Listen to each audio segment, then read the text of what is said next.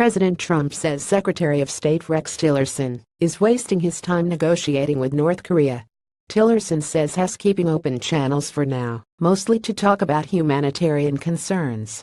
Kelly McEvers, host. President Trump says his Secretary of State is wasting his time trying to talk to North Korea and talk it out of its nuclear program. The stunning tweet over the weekend seemed to undercut Rex Tillerson, who is just back from Beijing. He has been trying to keep lines of communication open, as NPR's Michelle Kelman reports. Michelle Kelman, byline: there are a few ways to interpret the president's tweet. Some foreign policy experts say he's trying to play good cop bad cop with his Secretary of State. Others say Trump is undercutting Tillerson in a way that could be dangerous. Suzanne DiMaggio of the think tank New America falls into that second camp. She's met with North Korean officials who describe their nuclear weapons program as a way to protect the regime. Suzanne DiMaggio and went there hearing statements from the president, whether it's his speech at the UN recently or these tweets, what they're hearing is the language of war. And I think it just only serves to reinforce this mindset that the United States is an enemy and they need to protect themselves at all costs. Kelman's Secretary Tillerson seems to be trying to send a different message. He was in Beijing over the weekend and told reporters there that he has a few lines of communication to Pyongyang. He said, quote, "We talked to them. We're not in a dark situation." Has been trying to get countries around the world to cut off economic ties with North Korea to pressure Pyongyang back to negotiations on denuclearizing the Korean peninsula. DiMaggio says it's important for Tillerson to show he's open to talks. DiMaggio, which is something the Chinese have said they want urgently. It then could convince the Chinese to ramp up the sanctions and apply more pressure against North Korea. Kelman: China is North Korea's largest trading partner.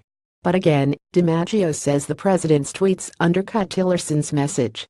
DiMaggio: they make great headlines, but they also serve to limit U.S. policy options going forward. Kelman: and that worries Joel Witt of the Escoria Institute at Johns Hopkins and co-founder of the website 38 North. Joel Witt: we're boxing ourselves in, and it's an enormous mistake, because we're going to end up in this no man's land where all we'll have is hollow threats and sanctions that don't really work. Kelman: the State Department says the channels remain open for now. They're mostly used to talk about humanitarian concerns and the fate of jailed Americans. That's according to Tillerson's spokesman, R.C. Hammond, who says, quote, "There's no covert or overt negotiations with North Korea over nuclear weapons. Pyongyang has made clear they don't want that," he said in an email to NPR. But Joel Witt says diplomacy takes time. Witt: it's not as if you just sit down with someone and within the first 5 minutes they're going to say to you, "Oh, yes, let's have serious discussions." It has to be a process that may take many meetings and may require hours of discussion. Kelman: he also doesn't see North Korea giving up its nuclear weapons anytime soon. That could be the goal for negotiations, but not step one. With any process that can lead to denuclearization has to be done in phases. I mean, it's not as if the North Koreans just have one nuclear weapon and they can ship it out, and that's the end of the process. It's going to take a long time.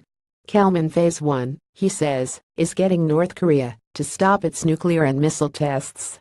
But he says the North Koreans will want something in return. They've been calling on the U.S. to stop flying strategic bombers over the Korean peninsula and scale back military exercises with South Korea. Michelle Kelman, NPR News, Washington. Copyright 2017 NPR. All rights reserved. Visit our website terms of use and permissions pages at www.npr.org for further information. NPR transcripts are created on a rush deadline by VERBATM Incorporated, an NPR contractor, and produced using a proprietary transcription process developed with NPR. This text may not be in its final form and may be updated or revised in the future. Accuracy and availability may vary. The authoritative record of NPR's programming is the audio record,